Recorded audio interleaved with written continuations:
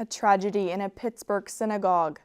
Why some former educators oppose State Question 801, and a state representative weighs in on state education issues. This is OU Nightly.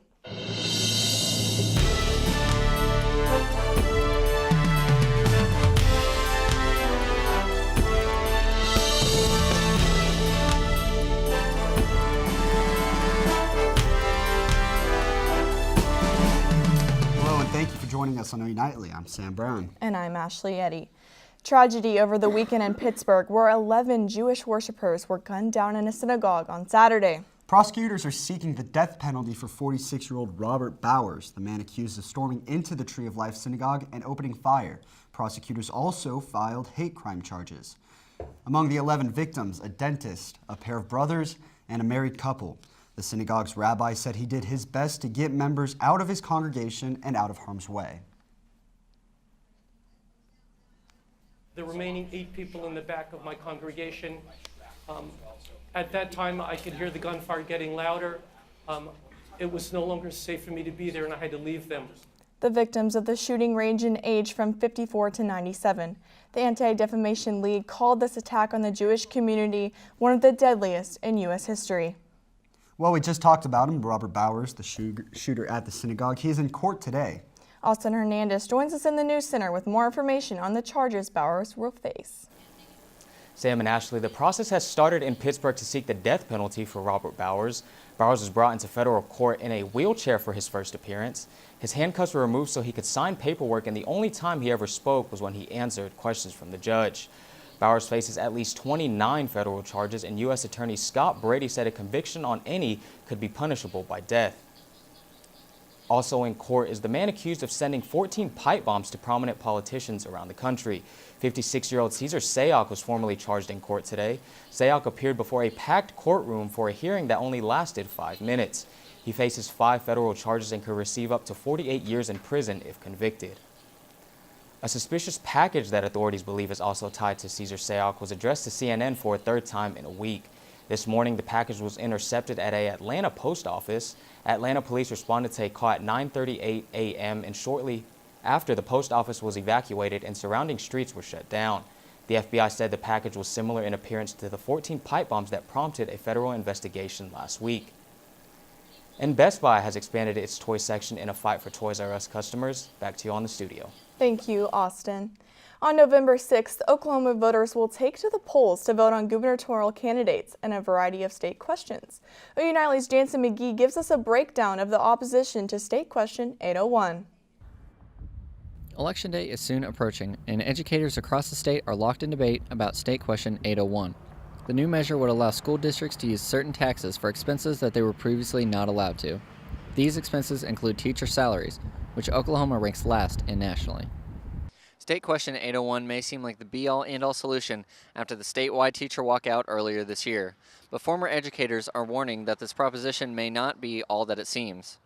I think people need to know, because your regular Oklahoman, working person who may not understand everything there's to know about school budgets, which that's me, by the way, because I was a school teacher. I didn't understand about the budgets. I don't want them to be led that this is a fix. It's being sold as something that helps out or solves a problem, and it just won't solve one problem. The passage of this state question could put teacher salaries in jeopardy if school districts don't use the new rules wisely.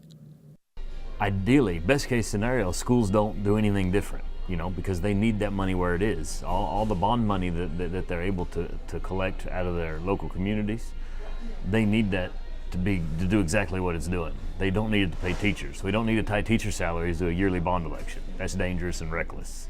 But they would have that option if this passes. Voters will decide on State Question 801 on November 6th. Jantzen McGhee, OU Nightly. OU Nightly will have continuing coverage until the election Tuesday and live coverage of the election results starting at 8 p.m. November 6th. Sam, we've really been blessed with some warm weather today and really the last few days. Yeah, especially Saturday. Beautiful game day weather. Student meteorologist Andria Myers joins us now to talk about how long we can expect those high temps. Yeah, guys, well, it's definitely been warmer than expected for the end of October. We're sitting in the low 80s, upper 70s across the state right now. So again, very unseasonably warm.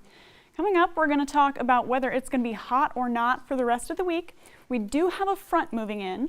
And my personal favorite, we are going to talk about the holiday countdown, how many days we have until New Year's Day. So coming up after the break, but for now, back to you guys. All right, thank you, Andrea.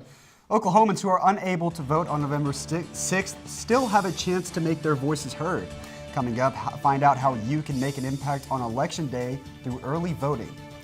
Plus, we'll have an Oklahoma State representative in studio to discuss education issues before the midterms. Stay with us.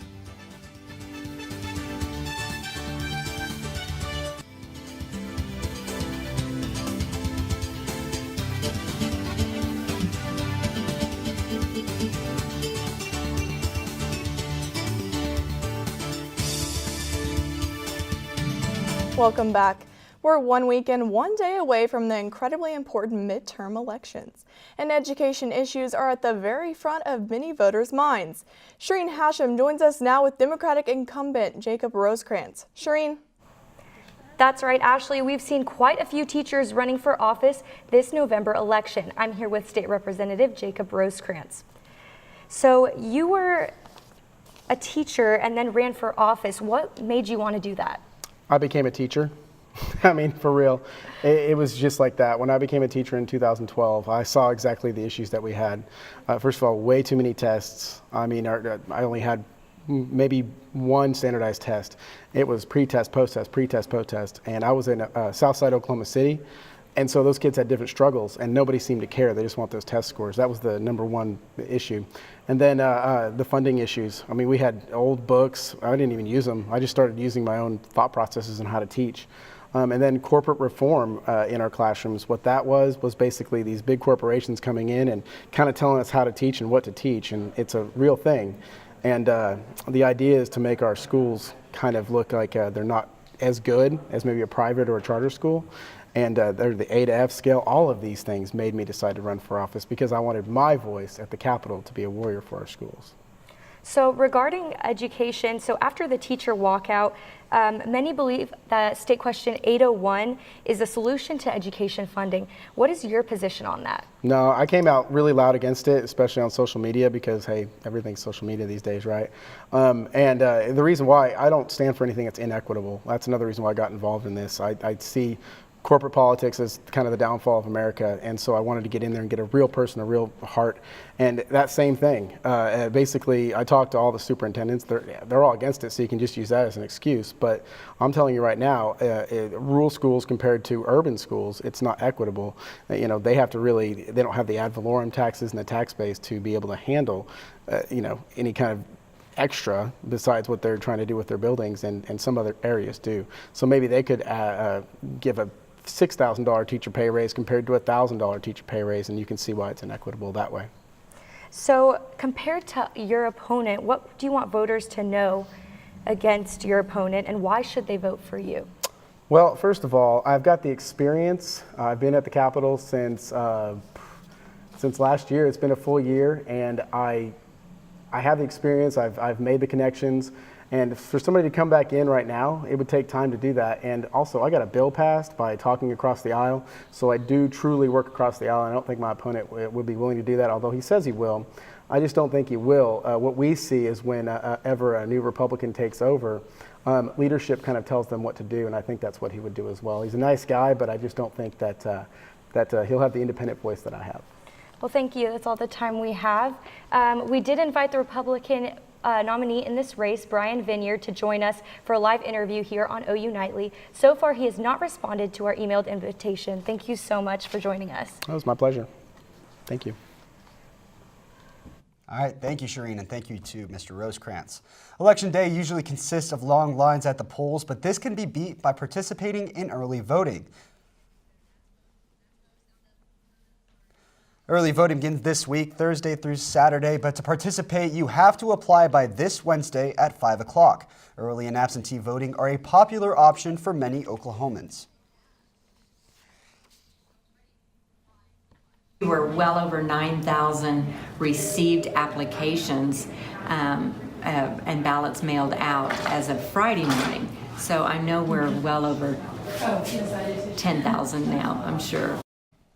If you plan on voting early, bring an ID, voter registration card, or a government-issued ID to Cleveland County Election Board in Norman or the Moore Norman Technology Center at South Penn campus. And the University of Oklahoma is putting together a special Halloween event for students in Norman. Olivia Whitehead joins us with more in a special Halloween week edition of the E-Report. Well, guys, it's officially Halloween week, and we have only 2 days left until spooky season is officially over. So if you're wanting to get in one last scare, Haunt the Union is back for another year of thrills. Each year, students can make their way through the Union in the post-nuclear fallout-themed haunted house. You can sign up for your time slot on the Union Programming Board website, and then check-in will begin at 7 on Wednesday in the Will Rogers Food Court. And as years go on, we grow older, our costumes may change, but are we ever really too old to go door to door for free candy? I went out and asked some students their opinions on what age they feel pushes the trick-or-treating limits. I would say probably 16 years old, just because once you're past 16, most people don't want to go trick-or-treating anyway. And as a homeowner, if I saw someone over the age of 16, maybe 18, coming up to my house in a scary costume, I'd be kind of freaked out a little bit. So I feel like while you're in elementary school, it's so cool to trick-or-treat, but once you get into 7th and 8th grade, you can kind of like chill out and just eat candy at home. There is no age too old to go trick-or-treating, because who doesn't like candy and getting it for free? Well, you guys, there you have it. And I think I would have to agree with that third response. I think you should just enjoy the holiday and be able to go as often as you want. I love Halloween. I see what they're saying. I feel kind of weird now because that's what I had planned for Halloween. And now all these people are telling me I'm too old. You were going to go just door to door? If anyone has any plans, I'll keep my phone Why open. not? Why not? There you go. Thanks you so much, Olivia. Well, after many questions were left unanswered concerning the January Oklahoma gas well explosion, new details have emerged, including the latest on the investigation and the lawsuits that followed. And Andrea Myers is standing by with a special Halloween forecast. Andrea? Yeah, we've got a look downtown here, and we're going to talk a little bit about Halloween weather coming up.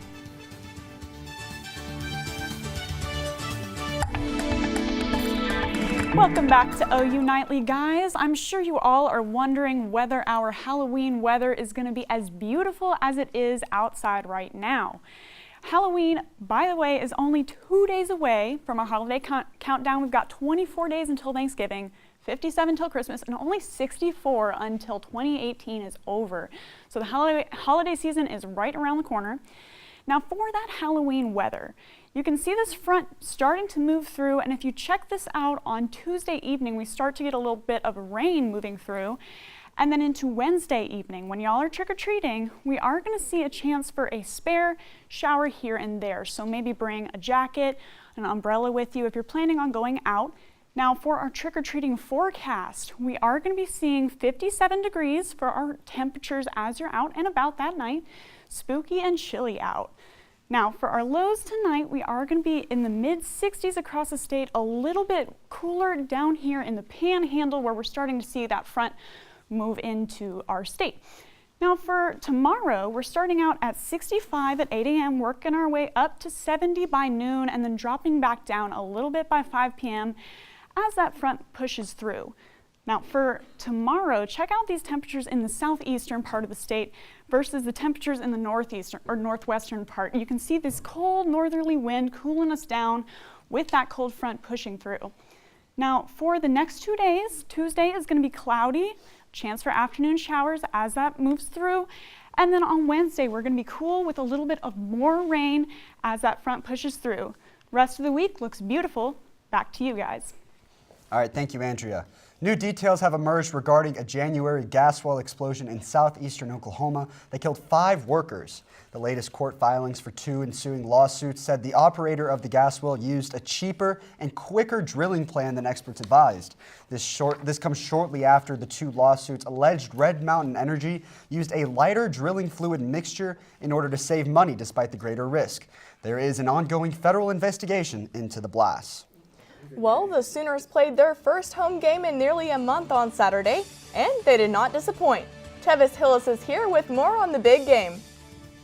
The Sooners came back to the Palace on the Prairie and rolled over Kansas State this weekend. And Baker Mayfield has some new bosses today in Cleveland. Sports is next.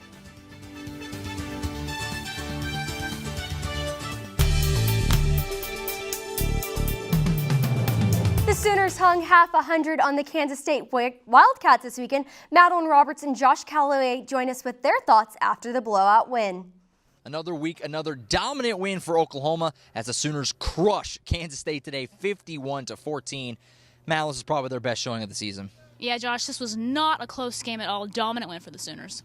Now, this game was pretty much perfect almost in every phase for Oklahoma, but what stood out to you the most? I mean, what stood out to me is just this is probably the most complete game we've seen from this team in a really long time. For the offense, you have Kyler Murray leading them. He looked absolutely phenomenal. Maybe his best game as a Sooner.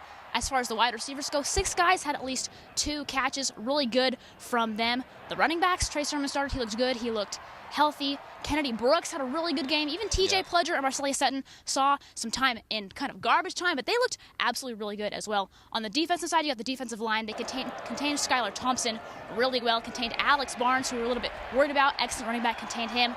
I mean, the linebackers, you had Curtis Bolton and Kenneth Murray, 7 total tackles for each of those guys. And the secondary, I mean, they didn't even give up that many big plays like we usually see them do. Probably their best performance as well. So just like I said, overall dominant performance on all sides of the ball from the Sooners today. Yeah, I mean, if you're a Sooner fan, I really don't know what else you can expect to see out of a game. The defense was great. The offense was great. Complete domination. Special teams was even good today. Seibert making all his field goals.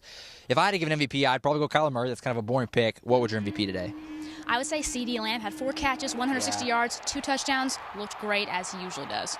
Yeah, and another quick shout-out, Ruffin McNeil. This defense, 2 straight weeks, has looked great. Maybe their 2 best defensive performances of the season have been the last 2 since Ruffin McNeil took over. So, next up, they head down to West Texas. Lubbock should be a weird one against Texas Tech. Tortillas flying everywhere. Should be fun. From Alan Roberts, I'm Josh Callaway. And today, Baker Mayfield's coaching staff has been shuffled around. After a 3-game losing streak, the Cleveland Browns decided they needed a change. Head coach Hugh Jackson and offensive coordinator Todd Haley were fired. As for Lincoln Riley's interest for them replacing them, he doesn't seem too motivated to leave OU. I love Oklahoma. I love coaching here. I love college football. I certainly don't have that itch right now. I don't know that I ever will. OU baseball and softball will get together tomorrow night for their annual Halloween game. And 2 players will visit Sooner Sports Pad tonight. Right, Josh? Yeah, Tevis, a couple of position players, Blake Brewster and Briley Ware, will stop by to promote tomorrow's exhibition matchup. We'll also take a look back at the Sooners' big homecoming win, hear from students on what homecoming means to them. Plus, if the Sooners keep on winning, who are they going to face in the Big 12 title game? All that in our viral videos tonight at 7:30 on Fox Sports Oklahoma. And don't worry, Tevis, if you missed tonight's show, you can still see it tomorrow night right here on OUTV after our newscast. Back to you. The Boston Red Sox took home their 4th series win in the 21st century. The Sox knocked off the Dodgers 5-1 in Game 5 to clinch it. Some of the highlights include Steve Pearce's 2 home runs that helped him win the series MVP award. David Price proved his season medal as well, and Alex Cora was the first Puerto Rican manager to lead his team to a series. Guys, that was a great game. Yeah. Loved watching the whole series. Yeah, fun series. Thank you, Tevis. Thank you. Hispanic Heritage was celebrated over the weekend. Coming up, an annual festival that provides fun for the family.